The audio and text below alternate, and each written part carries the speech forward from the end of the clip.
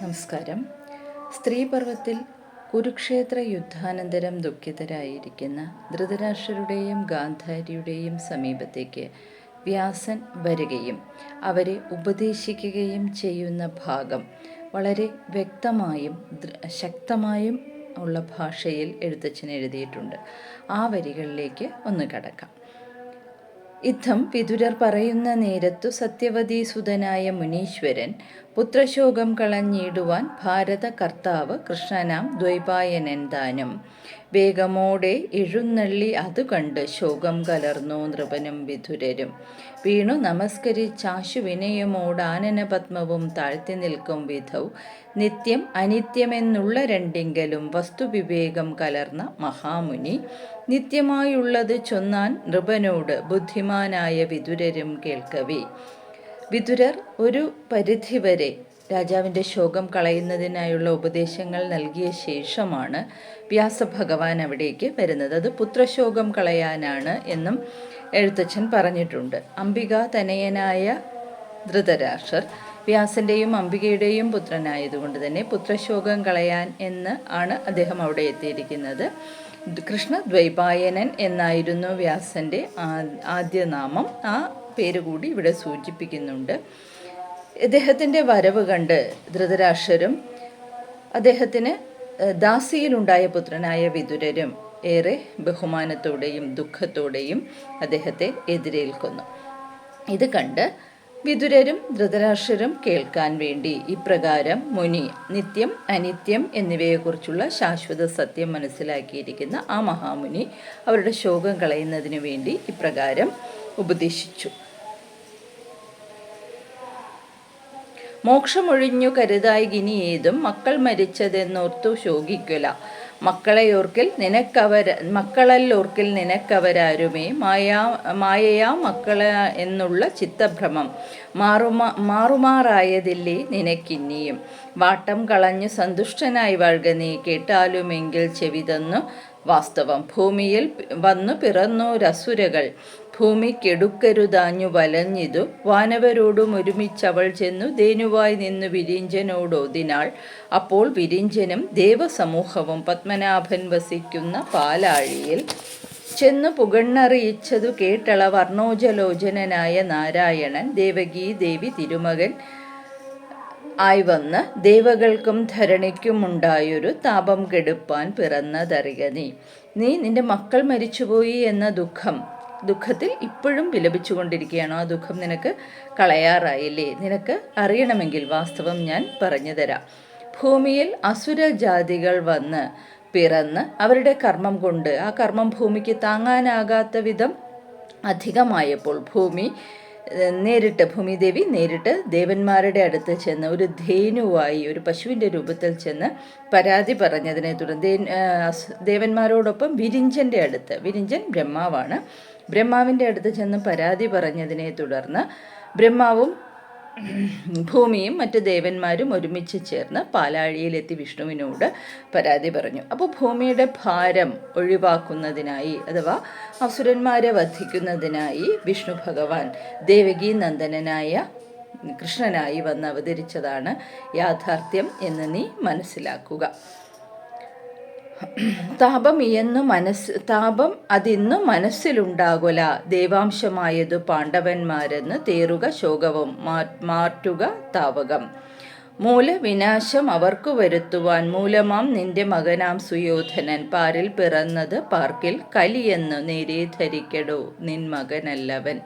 ദേവാംശമായി പിറന്നിരിക്കുന്ന പാണ്ഡവർക്ക് കൃഷ്ണന്റെ സാമീപ്യവും സഹായവും ലഭിക്കുന്നു എന്നതിൽ യാതൊരു സംശയത്തിനും കാരണമില്ല. കാരണം അവർ ദൈവാംശമാണ്. പക്ഷേ അവർക്ക് നിരന്തരമായി ശല്യമുണ്ടാക്കിക്കൊണ്ടിരുന്ന നിന്റെ മകനായ സുയോധനൻ പാരിതിൽ ഈ ഭൂമിയിൽ വന്ന് പിറന്ന കലിയാണെന്നും നീ മനസ്സിലാക്കുക.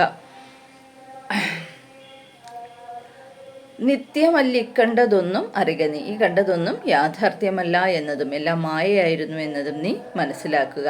നിത്യമാകുന്നത് ആത്മാവ് നാരായണൻ മിഥ്യയെന്നോർത്തരുളി പ്രപഞ്ചത്തെ നീ സത്യമെന്നോർത്തുപോം മായ കൊണ്ടേവരും യുദ്ധം അരുൾ ചെയ്തതൊക്കെ ഗ്രഹിച്ചുടൻ ചിത്തം തെളിഞ്ഞ് വിതുരരുമാതരാൽ അംബികാസൂനുതൻ ദുഃഖവും തീർത്തുടൻ അമ്മുനിതാനും മറഞ്ഞരുളിയിടിനാൻ. ഇങ്ങനെ യാഥാർത്ഥ്യം എന്താണ്, മിഥ്യ എന്താണ് എന്ന് പറഞ്ഞു കൊടുത്ത ശേഷം കേവലമായ ഈ മായയിൽ മുഴുകി മക്കൾ മരിച്ചുപോയി എന്ന ശോകം കൊണ്ട് നീ വിലപിക്കരുതെന്നും യഥാർത്ഥത്തിൽ അവരാരായിരുന്നുവെന്നും പറഞ്ഞു കൊടുത്തതോടുകൂടി വിതുരർക്കും ഒപ്പം തന്നെ അംബികാസൂനു ധൃതരാഷ്ട്രരുടെയും ശോകമൊഴിയുകയും അവരുടെ ശോകമൊഴിഞ്ഞു എന്ന് കണ്ട് മുനി വേദവ്യാസൻ അവിടെ നിന്ന് മറയുകയും ചെയ്തു. വേദവ്യാസൻ തുടർന്നു പോകുന്നത് ഗാന്ധാരിയുടെ അടുത്തേക്കാണ്. ഗാന്ധാരിയും പുത്രശോകത്താൽ തപ്തയായി ഇരിക്കുകയാണ്. ഗാന്ധാരിക്ക് ധൃതരാഷ്ട്രരിൽ നിന്നുള്ള ഒരു വ്യത്യാസം ഈ കഥാസന്ദർഭത്തിൽ നമ്മൾ ഓർക്കേണ്ടതുണ്ട്. ധൃതരാഷ്ട്രർ എല്ലായ്പ്പോഴും കൗരവരുടെ സുയോധനന്റെ നേതൃത്വത്തിലുള്ള ദുര്യോധനന്റെ നേതൃത്വത്തിലുള്ള ഏതു പ്രവൃത്തികൾക്കും നിശബ്ദമായെങ്കിലും അരികു നിന്നപ്പോൾ യുദ്ധത്തിനൊരുങ്ങി പുറപ്പെടുന്ന മക്കളോട് യഥോധർമ്മസ്തോ ജയ, എവിടെയാണോ ധർമ്മമുള്ളത് അവിടെയാണ് ഉണ്ടാവുക എന്ന് ഓർമ്മിപ്പിച്ചു വിട്ട അമ്മയാണ് ഗാന്ധാരി. ഒരുപക്ഷെ മക്കൾ യുദ്ധത്തിന് പുറപ്പെടും മുമ്പ് തന്നെ പാണ്ഡവപക്ഷത്താണ് ധർമ്മമുള്ളത് എന്ന തിരിച്ചറിവ് അമ്മയുടെ വാക്കുകളിൽ ഉണ്ടായിരുന്നിരിക്കാം. ധർമ്മയുദ്ധമാണോ നടന്നത് എന്ന ചോദ്യം തുടർന്നുണ്ടാകുന്നതാണ്. അതുവരെയുള്ള പ്രവൃത്തികളിൽ തൻ്റെ മക്കൾ പാണ്ഡവരോട് ചെയ്തത് ധർമ്മമായിരുന്നോ എന്ന ചോദ്യം, അതിൻ്റെ ഉത്തരം ഗാന്ധാരിയുടെ മനസ്സിലുണ്ടായിരുന്നതുകൊണ്ടാകാം സുയോധനാദികൾ അനുഗ്രഹത്തിനായി വന്നപ്പോൾ യുദ്ധത്തിൽ യഥോധർമ്മസ്തോ ജയഃ, എവിടെ ധർമ്മമുണ്ടോ അവിടെയായിരിക്കും വിജയം എന്ന് ആ അമ്മ അനുഗ്രഹിച്ചു വിട്ടത്. ആ അമ്മയാണ് മക്കളും പേരക്കിടാങ്ങളും മരിച്ചുപോയി, അന്ധനായ ഭർത്താവും ആദ്യം സ്വയം വഹിച്ച താനും മാത്രമാണ് ഇനി ബാക്കിയുള്ളത് എന്ന തിരിച്ചറിവിൽ ആ ശോകത്തിൽ ഉരുകി ഇരിക്കുന്നത്. ആ അമ്മയുടെ സമീപത്തേക്കാണ് തുടർന്ന് വ്യാസൻ പോകുന്നത്. അധ്യാത്മമായുള്ള വാക്കുകൾ കേട്ടുപോയി ഹസ്തിനം പുക്കാൻ അരജനും അന്നേരം ഭർത്തൃപുത്രാദികളൊക്കെ മരിക്കയാൽ ചിത്തമുഴന്നു തുഴിച്ചലച്ചെത്രയും കാന്തമാരാകിയ കാമിനീവർഗവും ഗാന്ധാരിയോടുകൂടെ ആകുലപ്പെട്ടുപോയി താന്താർ മരുവിനെ ഗേഹമകമ്പുക്ക് ക്ലാന്തമാരായി മുറ തുടങ്ങിയതിനാർ. ഇത് കുരുക്ഷേത്രത്തിൽ യുദ്ധസമയത്ത് അവിടെ വന്ന് വസിച്ചിരുന്നവരെല്ലാം യുദ്ധാനന്തരം തങ്ങളുടെ നഷ്ടങ്ങളും പേറി തിരിച്ച് ഹസ്തിനപുരിയിലേക്ക് പോയി കരയുന്ന വിലപിക്കുന്ന ഒരു വലിയ സംഘം സ്ത്രീകളും ഒരുപക്ഷെ കൗമാരത്തിലേക്ക് കടന്നിട്ടില്ലാത്ത കുഞ്ഞുങ്ങളും മാത്രമാണ് ആ നഗരത്തിൽ പിന്നീട് ബാക്കിയായത്. എല്ലാവരും അവരവർ താമസിച്ചിരുന്ന ഗേഹം അകമ്പുക്ക് വീടുകളിൽ ചെല്ലുമ്പോൾ സ്വാഭാവികമായും മുൻകാലത്തെ ഓർമ്മകൾ കൂടി അവരെ വേദനിപ്പിക്കും. അങ്ങനെ ക്ലാന്തമാരായി കരഞ്ഞു തുടങ്ങിയതിനാർ. അവർ അതീവ ദുഃഖത്തോടുകൂടി കരഞ്ഞുകൊണ്ടിരിക്കുന്ന വിലപിച്ചുകൊണ്ടിരിക്കുന്ന ആ ദുഃഖ അവസരത്തിലേക്കാണ് കൃത്യമായി ഇവർ എത്തിച്ചേരുന്നത്. അംബുജലോചനൻ തന്നെ ചൊല്ലിനാൽ അംബികാനന്ദനൻ തൻ കഴൽ കൂപ്പുവാൻ ധർമ്മജൻ താനും അവരജന്മാരുമായി സന്മാർഗമോടു നടന്നാരതു നേരം ആയതലോചനനാകിയ മാധവൻ ആയസമായൊരു ഭീമരൂപത്തെയും ന്യായമുണ്ടെന്ന് അരുൾ ചെയ്തെടുപ്പിച്ചുകൊണ്ട് ആയിതെഴുന്നള്ളുന്നതെന്തതിൻ കാരണം മായാമയനായ നാരായണനുടെ മായാവിലാസങ്ങൾ ആർക്കറിഞ്ഞിടാവൂ. ഇവിടെ ധർമ്മപുത്രരും അനുജന്മാരും ഈ സമയത്ത് അംബികാനന്ദനൻ ധൃതരാഷ്ട്രരെയും ഗാന്ധാരിയെയും കണ്ടു വന്ദിക്കാൻ അവരും ഹസ്തിനപുരത്തിൽ എത്തിച്ചേർന്നിരിക്കുന്നു. വിജയികളാണിവിടെ പാണ്ഡവർ. പക്ഷെ വിജയം എന്ന പദത്തിൻ്റെ അർത്ഥം എന്ത് എന്നും ഇത്രയേറെ നഷ്ടങ്ങളാണോ വിജയത്തിലേക്കുള്ള പാത തുറക്കുന്നതെന്നുമുള്ള ചിന്ത അപ്പോൾ തന്നെ പാണ്ഡവരുടെ ഉള്ളിൽ വന്നു കഴിഞ്ഞിരുന്നു. എങ്കിലും പാണ്ഡവരോട് കൃഷ്ണൻ ആവശ്യപ്പെട്ടതനുസരിച്ച് ഇവർ ധൃതരാഷ്ട്രരെയും ഗാന്ധാരിയെയും ചെന്ന് വന്ദിക്കുന്നതിനായി പുറപ്പെട്ടു. ആ സമയത്ത് ആയസമായൊരു ഭീമരൂപത്തെയും, ആയസം ഇരുമ്പാണ്, ഇരുമ്പ് കൊണ്ട് നിർമ്മിച്ചൊരു ഭീമരൂപം, അത് എടുത്തുകൊണ്ട് പോകുന്നതിന് വളരെ ആയാസമുണ്ട്, വളരെ ബുദ്ധിമുട്ടുണ്ടെങ്കിലും ആ പ്രതിമ കൂടി എടുത്തോളൂ, ആവശ്യം വരുമെന്ന് കൃഷ്ണൻ പറഞ്ഞതനുസരിച്ച് ആ പ്രതിമ കൂടി അവർ കയ്യിലെടുക്കുന്നു എന്ന് പറയുന്നു. ഈ പ്രതിമ മുൻപ് കഥയിൽ പറയുന്നത് ദുര്യോധനൻ ഗദ അഭ്യസിക്കാൻ, ഗദാഭ്യാസം നടത്തുന്നതിന് വേണ്ടി നിർമ്മിച്ചു വെച്ചിരിക്കുന്ന ഭീമരൂപം, ഇരുമ്പ് കൊണ്ട് നിർമ്മിച്ചൊരു ഭീമപ്രതിമയായിരുന്നു അത്. എത്ര തന്നെ ഗദാതാഠനമേറ്റിട്ടും പൊടിയാതിരുന്ന ഈ ഭീമപ്രതിമ എന്തുകൊണ്ട് ഗദായുദ്ധത്തിന് ഭീമൻ്റെ പ്രതിമ തന്നെ തിരഞ്ഞെടുത്തു എന്ന് പറഞ്ഞാൽ ആ രൂപം കാണുമ്പോൾ തൻ്റെ ഉള്ളിലുള്ള പക അല്ലെങ്കിൽ തനിക്ക് അവരെ ജയിക്കണം എന്ന ആ ഒരു ചിന്ത ദുര്യോധനനിൽ അധികമായി ഉണ്ടാകും. അതുകൊണ്ട് തന്നെ ഭീമൻ്റെ ഒരു ഇരുമ്പ് പ്രതിമ നിർമ്മിച്ച് വെച്ചിട്ടാണ് അദ്ദേഹം ഗീതാഭ്യാസം ചെയ്യുന്നത്. ആ പ്രതിമയാണ് കൃഷ്ണൻ ആവശ്യം വരും എടുത്തുകൊള്ളൂ എന്ന് പറഞ്ഞതനുസരിച്ച് ഇവർ എടുത്തുകൊണ്ട് പോകുന്നു. എന്താണ് കൃഷ്ണൻ്റെ മനസ്സിലെന്ന് ആർക്കും അറിയില്ല. പക്ഷേ കൃഷ്ണൻ ഒരിക്കലും വെറും വാക്ക് പറയാറില്ലല്ലോ എന്ന് കരുതി കൃത്യമായി അവരത് കൂടെ കൊണ്ടുപോവുകയാണ്. ഭീതിയും പ്രീതിയും ഭക്തിയും ദുഃഖവും നീതിയും നാണവും കൈക്കൊണ്ടു ധർമ്മജൻ പാദസരോജത്തിൽ വീണു നമസ്കരിച്ചാതുരനായി എഴുന്നേറ്റു നിൽക്കും വിധൗ മന്ദമന്ദം കരം കൊണ്ട് തപ്പിപ്പിടിച്ചുണ്ണി വരിക വരികെന്നുര ചെയ്തു. അവിടെ ചെല്ലുമ്പോഴേക്കും ധൃതരാഷ്ട്രരുടെ മുമ്പിൽ ചെല്ലുമ്പോഴേക്കും ധർമ്മപുത്രർക്ക് അതിയായ ദുഃഖം, ഒപ്പം തന്നെ ഭീതി.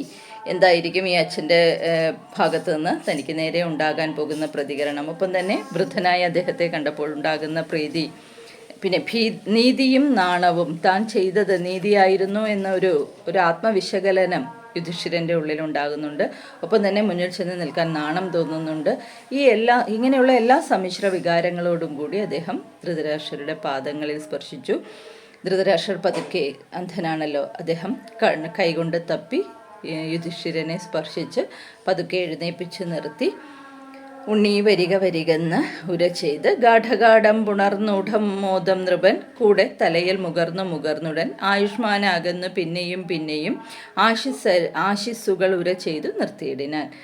ശിരസിൽ സ്പർശിച്ച് അനുഗ്രഹിക്കുകയാണ്. നീ ആയുഷ്മാനായിരിക്കുക, ദീർഘായുസോടു കൂടിയിരിക്കുക എന്ന് യുധിഷ്ഠിരനെ ആശംസിക്കുന്നു, അഥവാ യുധിഷ്ഠിരനെ അനുഗ്രഹിക്കുന്നു. പിന്നെ മൃഗോദരൻ വന്ദിപ്പതിനായി നിന്നതു കണ്ടിട്ടു ദേവകീനന്ദനൻ മെല്ലെ ചെറുകി നീ നില്ലുനില്ലെന്നങ്ങ് ചൊല്ലാതെ ചൊല്ലിനാൻ വല്ലഭി വല്ലഭൻ നല്ലൊരിരുമ്പുകൊണ്ടുള്ളൊരു ഭീമനെ മെല്ലവേ മുമ്പിലമ്മാറു നിർത്തിയിടിനാൻ. ഭീമൻ ഇതല്ലോ തിരുമുമ്പിൽ എന്നവരാമോദമോടൊരു അടുപ്പിച്ചാരതു നേരം ഉണ്ണി മകനെ വരിക മൃഗോദര കണ്ണു കാണാത്തതു നീ അറിഞ്ഞില്ലയോ എന്നു പറഞ്ഞൊരു മന്നവൻ തന്നെ മുന്നിലെടുത്തു നിർത്തിയിടിനാരായസം. ചിക്കെന്നു പുൽകിനാൻ ഗാഠം നരപതി ഒക്കെ പൊടിഞ്ഞത് ഭീമപ്രതിമയും. നിന്നിൽ വളർന്നു ഒരു സന്തോഷമോടു ഞാൻ നന്നായി മുറുകെ പുണർന്നേൻ അതുമൂലം എല്ലു നുറുങ്ങി മരിച്ചിതോ പൈതലേ മെല്ലവേ ഒന്ന് ഞരങ്ങിയതുമില്ല നീ. ദുഃഖങ്ങൾ ഉണ്ടായതൊക്കെ കളഞ്ഞു ഞാൻ ഇക്കാലമിങ്ങനെ സൗഖ്യം കലർന്നിനി മക്കളുമായിരിപ്പാൻ നിനച്ചേൻ അത് ഒക്കെ അരുതെന്ന് തോന്നിയതു ദൈവമേ. ആപത്തു വന്നാൽ അതിൽ പരമേശ്വരൻ ആപത്തു തന്നെ വരുത്തുമേ മേൽക്കുമേൽ. ആലിംഗനത്തിങ്കൽ ആശു മരിക്കുമെന്നാരാനുമുണ്ടോ നിരൂപിച്ചതീശ്വര. കീചകൻ ആലിംഗനേന മരിച്ചപ്പോൾ നാശം നിനക്കും അതുമൂലമുണ്ടാകയോ. ചിത്തമഴിഞ്ഞു ധൃതരാഷ്ട്രരാകുലാൽ മിഥ്യാവിലാപങ്ങൾ ചെയ്താൻ ബഹുവിധം. ഭീമസേനൻ മരിച്ചാനെന്ന് കൽപ്പിച്ചു ഭീമനാം മന്നൻ വിലാപം തുടങ്ങിനാൻ. യുദ്ധം പ്രലാപം കലർന്നൊരു നേരത്ത് തൽസ്വരൂപൻ അഖില ലോകാത്മകൻ സർവഭൂതാന്തസ്ഥിതനാകും ഈശ്വരൻ ദുർവിലാപം ചെയ്ത മന്നവൻ തന്നോട് മന്ദസ്മിതം ചെയ്ത് മന്ദമരുൾ ചെയ്തു മന്ദമതിമതാംബോധത്തിനായി മുധ. വൈചിത്ര വീര്യനായുള്ള മഹീപതേ വൈചിത്രമെത്രയും ഇത്തൊഴിൽ താവകം.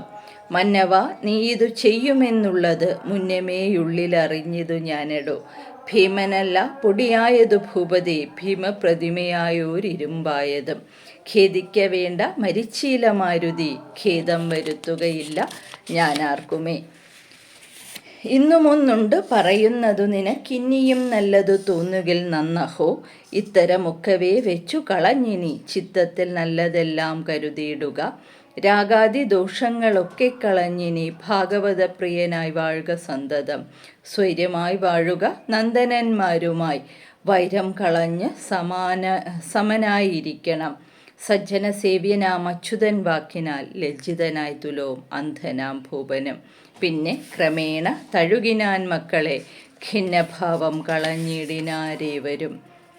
ഇവിടെ രണ്ടാമതായിട്ട് ധർമ്മപുത്രർ അദ്ദേഹത്തിൻ്റെ പാദങ്ങളിൽ സ്പർശിച്ച് അനുഗ്രഹം യാചിച്ചപ്പോൾ അദ്ദേഹത്തെ ആയുഷ്മാനായിരിക്കുക എന്ന് അനുഗ്രഹിച്ച ധൃതരാഷ്ട്രരുടെ ഉള്ളിൽ പക്ഷെ ഭീമനോട് അമിതമായ കോപം ഉണ്ട് എന്ന് തുടർന്നുള്ള വരികൾ സൂചിപ്പിക്കുന്നുണ്ട്. കാരണം ഒരു കൊടുങ്കാറ്റ് പോലെ കൗരവർക്കുമേൽ ആഞ്ഞടിക്കുകയും തൻ്റെ പ്രിയപ്പെട്ട മക്കളിലേറെ പേരെയും കാലപുരിക്ക് അയക്കുകയും അതിന് കാരണമാവുകയും ചെയ്തത് ഭീമനാണ് എന്നൊരു എന്നൊരു ബോധം അത് ധൃതരാഷ്ട്രർക്ക് മുമ്പിലുണ്ട്. അപ്പോൾ രണ്ടാമനായ ഭീമസേനൻ ധൃതരാഷ്ട്രയുടെ പാദങ്ങൾ നമസ്കരിക്കാനായി മുന്നോട്ട് വരുന്ന സമയത്ത് കൃഷ്ണൻ പതുക്കെ കണ്ണുകൊണ്ട് മെല്ലെ നില്ല് എന്ന് പതുക്കെ നീ പോണ്ട നിൽക്കൂ എന്ന് കണ്ണുകൊണ്ട് കാണിച്ച ശേഷം നേരത്തെ കണ്ട ആ ഭീമപ്രതിമയെ ഒപ്പം കൊണ്ടുവന്ന ഭീമപ്രതിമയെ ധൃതരാഷ്ട്രർക്ക് മുന്നിലേക്ക് നീക്കി നിർത്തി. ധൃതരാഷ്ട്ര വേഗം ഉണ്ണി മകനെ വരിക വൃഗോദര, കണ്ണു കാണാഞ്ഞത് നീ അറിഞ്ഞില്ലയോ, അല്ലയോ വൃഗോദര, നീ എൻ്റെ അടുത്തേക്ക് വരിക, എനിക്ക് കണ്ണ് കാണില്ല എന്നത് നിനക്ക് അറിയുന്നതല്ലേ, എന്താണ് നീ അകന്നു നിൽക്കുന്നത് എന്ന് പറഞ്ഞ് വേഗം ചിക്കെന്ന് വന്ന് പുൽകി പെട്ടെന്ന് തന്നെ ഈ പ്രതിമയെ ഗാഠമായി ആലിംഗനം ചെയ്തു. വളരെ ശക്തിയോടുകൂടി കെട്ടിപ്പിടിച്ചു. ആ ശക്തി കൊണ്ട് ഒരുപക്ഷെ വാരിയല്ലുകൾ ഒടിഞ്ഞ് ഭീമനായിരുന്നുവെങ്കിൽ മരിച്ചു പോകുമായിരുന്ന വിധം അത്രയും ശക്തമായ ആ ആലിംഗനത്തിൽപ്പെട്ട് ആയസമായ ആ പ്രതിമ, ഇരുമ്പ് കൊണ്ട് നിർമ്മിച്ച ആ പ്രതിമ പൊടിഞ്ഞുപോയി. ഇതിൽ നിന്നാണ് മലയാളത്തിൽ ധൃതരാഷ്ട്രാലിംഗനം എന്നൊരു പ്രയോഗം തന്നെ ഈ ഒരു ഭാഗത്തിൻ്റെ തുടർച്ചയായിട്ടാണ് വരുന്നത്. അപ്പോൾ അത് കണ്ട് ഈ ഭീമപ്രതിമ പൊടിഞ്ഞുപോയി എന്ന് കണ്ടപ്പോൾ ഉള്ളിൽ സന്തോഷിക്കുന്നുണ്ടെങ്കിലും ധൃതരാഷ്ട്രർ വൃഥാവിലാപം തുടങ്ങി. അതായത് ഞാൻ നിന്നെ ഒന്ന് ആലിംഗനം ചെയ്തതല്ലേ ഉള്ളൂ, എല്ലാ ദുഃഖങ്ങളും മറന്ന് എല്ലാ പകയും അവസാനിപ്പിച്ച് ഒരുമിച്ച് കഴിയാമെന്ന സന്തോഷത്തോടു കൂടി ഞാൻ നിന്നെ ആലിംഗനം ചെയ്തപ്പോൾ ഒരു ചെറു ശബ്ദം പോലും ഉണ്ടാക്കാതെ നീ മരിച്ചുപോയോ വൃഗോദര, ഇനി മക്കളെന്ന രീതിയിൽ നിങ്ങളെ കണ്ട് ശിഷ്ടകാലം കഴിയണമെന്നാണല്ലോ ഞാൻ ആഗ്രഹിച്ചത്. അല്ലെങ്കിലും ഈശ്വരൻ ഇങ്ങനെയാണ്, ആപത്തിനുമേൽ വീണ്ടും വീണ്ടും ആപത്തുകൾ വരുത്തിക്കൊണ്ടേയിരിക്കുമെന്നെല്ലാം വൃഥാ വിലാപം ചെയ്യുക. അങ്ങനെ തന്നെയാണ് എഴുത്തച്ഛൻ പ്രയോഗിച്ചിരിക്കുന്നത്. വെറുതെ മറ്റുള്ളവരെ കാണിക്കാൻ വേണ്ടി വിലപിച്ചുകൊണ്ടിരുന്ന ധൃതരാഷ്ട്രർക്ക് സമീപത്തേക്ക് എത്തിയിട്ട് കൃഷ്ണൻ പറഞ്ഞു, അല്ലയോ നരപതേ, നിങ്ങൾ ഇപ്രകാരം വിലപിക്കേണ്ട കാര്യമില്ല. നീ ഇങ്ങനെ ചെയ്യുമെന്ന്, നീ ഇത് ചെയ്യുമെന്നുള്ളത് മുന്നമേ ഉള്ളിൽ അറിഞ്ഞത് ഞാനടോ. നീ ഇങ്ങനെ തന്നെ ചെയ്യും എന്ന് എനിക്ക് നേരത്തെ അറിയാമായിരുന്നു. അതുകൊണ്ടാണ് പാണ്ഡവരോടൊപ്പം ഇവിടേക്ക് വരുന്ന സമയത്ത് ഈ ആയസം കൊണ്ട് നിർമ്മിച്ച പ്രതിമ കൂടി ഞാൻ എടുപ്പിച്ചത്. ആ പ്രതിമയാണ് പൊടിഞ്ഞു പോയത്, അല്ലാതെ വൃഗോദരനല്ല. ഒരിക്കലും എന്നെ ആശ്രയിക്കുന്നവർക്ക് ഞാൻ ഒരു സങ്കടവും വരുത്തില്ല. അതൊന്ന് സ്ട്രെസ് ചെയ്ത് തന്നെ ഒന്ന് ഊന്നി പറഞ്ഞിരിക്കുന്നുണ്ട് കൃഷ്ണൻ ഇവിടെ. ആയതുകൊണ്ട് തന്നെ ഇനിയെങ്കിലും നിൻ്റെ മനസ്സിലുള്ള പകയും എല്ലാം മാറ്റി സമന്മാരായി ഈ പുത്രന്മാരെ കാണുക. കാരണം ഈ ഭൂമിയിൽ നിനക്കിനി ബന്ധുക്കളായി അവശേഷിക്കുന്നത് ഇവർ മാത്രമാണ്. അപ്പോൾ പുത്രതുല്യം ഇവരെ കണ്ട് ഇനിയുള്ള കാലം രാഗദ്വേഷാദികൾ വെടിഞ്ഞ് ഈശ്വര വിശ്വാസത്തോടുകൂടി ഇരിക്കണം എന്ന് പറയുകയാണ്. അപ്പോൾ ഇങ്ങനെ സജ്ജന സേവ്യനാം അച്യുതൻ, സജ്ജനങ്ങളെ നല്ല ജനങ്ങളെ സേവിക്കുന്ന നല്ല ജനങ്ങൾക്കൊപ്പം നിൽക്കുന്ന അച്യുതൻ്റെ കൃഷ്ണൻ്റെ വാക്കുകൾ കേട്ടിട്ട് നരപതിയായ ധൃതരാഷ്ട്രർ അദ്ദേഹത്തിൻ്റെ മനസ്സിലെ ഖിന്നതകളെല്ലാം കളഞ്ഞ് അദ്ദേഹത്തിൻ്റെ മനസ്സിലെ പകയെല്ലാം ഒഴിവാക്കി മക്കളായി പാണ്ഡവരെ കാണുകയും അവരെ തഴുകുകയും ചെയ്തു. എന്നിടത്ത് ധൃതരാഷ്ട്രരും പാണ്ഡവരും തമ്മിലുള്ള കൂടിക്കാഴ്ച അവസാനിക്കുന്നു. ഇതിനുശേഷം പാണ്ഡവർ ഗാന്ധാരിയെ കാണാനായി പുറപ്പെടുകയാണ്. നമുക്ക് കാന്തവിലോചനമാരുമായി പാണ്ഡവർ ഗാന്ധാരിയെ തൊഴുവാൻ നടന്നിടിനാർ. അപ്പോൾ പരാശരപുത്രനാം വ്യാസനും മുൽപ്പാട് ഗാന്ധാരിയെ കണ്ടു ചൊല്ലിനാൻ, ശാപം കൊടുക്കല പാണ്ഡവന്മാർക്കു നീ, താപം വരുത്തല മേലിലും ഏതുമേ, കോപമാകുന്നത് വിത്തെന്നറിയണം, പാപമാകുന്ന മരത്തിനിടു മഹാമരത്തിന്നിടു. നിർമ്മലന്മാരായ ധർമ്മജനാദികൾ സമ്മതമുള്ളവർ നിന്നുടെ മക്കളെന്നുണ്മയോടെ ധരിച്ചിടുക, മറ്റിനി കർമ്മമത്രേ കരഞ്ഞെന്തിനി കാര്യം.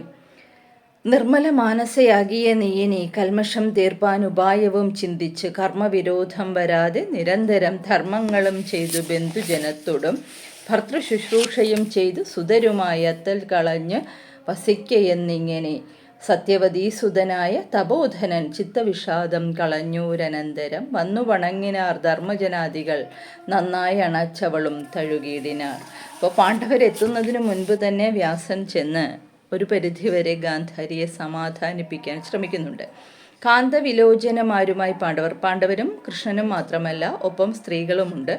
ആ സ്ത്രീകളിൽ പാഞ്ചാലിയും സുഭദ്രയും എല്ലാം ഉൾപ്പെടുന്നു. ഇവർ ഒരുമിച്ച് ചെന്ന് ഗാന്ധാരിയെ തൊഴുന്നതിന് നടന്നപ്പോൾ അതിനു മുമ്പ് തന്നെ പരാശരൻ്റെ പുത്രനായ വ്യാസൻ ഗാന്ധാരിയെ കണ്ട് ഇപ്രകാരം പറയുന്നുണ്ട്, നീ പാണ്ഡവരെ ശപിക്കരുത്. ആ ശാപം വീണ്ടും ഈ കുലത്തിന് താപം ദുഃഖം വരുത്തുന്നതിന് കാരണമാകും. കാരണം ആ അമ്മയുടെ ഉള്ളിൽ എന്തുമാത്രം സംഘർഷം തിളയ്ക്കുന്നുണ്ടെന്നും ആ സംഘർഷം ശാപമായി പുറത്തേക്ക് വന്നാൽ വീണ്ടും അത് കുലത്തിൻ്റെ നാശത്തിന് കാരണമാകുമെന്നും വ്യാസന് നന്നായി അറിയാം. അതുകൊണ്ടാണ് വ്യാസൻ ഒരു മുൻകരുതൽ എടുക്കുന്ന പോലെ ഗാന്ധാരിയെ ചെന്ന് ഇത്തരത്തിൽ ഉപദേശിക്കുന്നത്. ഒപ്പം തന്നെ അദ്ദേഹം പറയുന്നുണ്ട്, കോപമാകുന്നത് വിത്തെന്നറിയണം, പാപമാവുന്ന മരാമരത്തിനടോ. പാപമാകുന്ന മഹാമരം, ഒരു വലിയ മരം ഉണ്ടാകാനുള്ള ഒരു വിത്താണ് കോപം എന്ന് നീ ധരിക്കുക. അപ്പം നിന്റെ കോപത്തിൽ നിന്ന് ഉണ്ടാകാനിടയുള്ള ആ ശാപം അത് ഒരു വലിയ പാപമായി വളരാനിടയുണ്ട്. അതുകൊണ്ട് നീ നിന്റെ ശോകത്തെ ശമിപ്പിക്കുക, ശോകത്തെ ഇല്ലാതാക്കുക എന്നുകൂടി ആവശ്യപ്പെടുകയാണ്. നിർമ്മല മാനസയാകിയ നീയിനി കൽമഷം തീർപ്പാൻ ഉപായവും. നിർമ്മല മാനസ, നീ വളരെ ശുദ്ധയായ ഒരു സ്ത്രീയാണ്. അതുകൊണ്ട് നിന്റെ ഉള്ളിലെ കൽമഷം, ദുഃഖം ശമിപ്പിക്കുന്നതിനുള്ള ഉപായം നീ ചിന്തിക്കണം. കർമ്മവിരോധം വരുത്താതെ ഇനി ബന്ധുജനങ്ങളോടൊപ്പം അന്ധനായ ഭർത്താവിനെയും ശുശ്രൂഷിച്ച് ഇവരെ മക്കളായി കണ്ട് ഇനിയുള്ള കാലം കഴിയാൻ നിനക്ക് ആത്മബലമുണ്ടാകണമെന്ന് വ്യാസൻ ഉപദേശിച്ച ശേഷമാണ് പാണ്ഡവർ ഗാന്ധാരിക്ക് മുന്നിലേക്ക് എത്തുന്നത്. സത്യവതീസുതനായ തപോധനൻ ചിത്തവിഷാദം കളഞ്ഞൂരനന്തരം വന്നു വണങ്ങിനാർ ധർമ്മജനാദികൾ നന്നായി അണച്ചവളും തഴുകിയിടിനാൾ. ഗാന്ധാരി തന്നുടെ ദൃഷ്ടിപാതത്തിനാൽ കൃതാന്താത്മജനും കുനഖിയായി വന്നിത്. വ്യാസന്റെ ഉപദേശശേഷമാണ് പാണ്ഡവർ യുധിഷ്ഠിരന്റെ നേതൃത്വത്തിൽ ഗാന്ധാരിക്ക് മുന്നിലെത്തുന്നത്. അവർ ഗാന്ധാരിയെ വണങ്ങി പാദങ്ങളിൽ സ്പർശിച്ചു. ഗാന്ധാരി ഇവരെ ചേർത്തണച്ച് മക്കളെന്ന രീതിയിൽ സ്വീകരിക്കുന്നുണ്ട്. എങ്കിലും കണ്ണുകൾ മൂടിക്കെട്ടിയിട്ടും ആ അമ്മയുടെ ഉള്ളിൽ തിളച്ച പുത്രശോകം ആ കണ്ണിൻ്റെ കെട്ടുകളുടെ താഴെ കൂടി വന്നു പതിച്ചത് യുധിഷ്ഠിരൻ്റെ പാദങ്ങളിലായിരുന്നു. യുധിഷ്ഠിരൻ്റെ പാദങ്ങൾ മാത്രമേ ആ അമ്മയുടെ കണ്ണുകളിൽ കാണാൻ സാധിച്ചുള്ളൂ. കാരണം അവർ ആദ്യം സ്വയം വഹിച്ച് കണ്ണുകൾ മൂടിക്കെട്ടിരിക്കുകയാണ്. പക്ഷെ ആ കണ്ണുകളിൽ നിന്ന് വീണ ആ താപത്തിൽ, ആ ദുഃഖത്തിൽ യുധിഷ്ഠിരൻ കുനഖിയായി പോയി, കരിഞ്ഞുപോയ നഖങ്ങളോട് കൂടിയവനായി എന്ന് മഹാഭാരത കഥ പറയുമ്പോൾ ആ അമ്മയുടെ ഉള്ളിൽ തിളച്ചിരുന്ന ശോകം, ദുഃഖം എത്രത്തോളം തീവ്രമായിരുന്നു എന്ന് വളരെ കൃത്യമായി അവതരിപ്പിക്കപ്പെടുന്നുണ്ട്. കുന്തിയും തൊഴുതിടിനാളാതരാൽ ചിന്ത തെളിഞ്ഞവളും തഴുകിയിടിനാൾ. കുന്തിദേവിയും എത്തിയിട്ടുണ്ട്. കുന്തിദേവിയും ജ്യേഷ്ഠത്തിയെ നമിക്കുകയാണ്.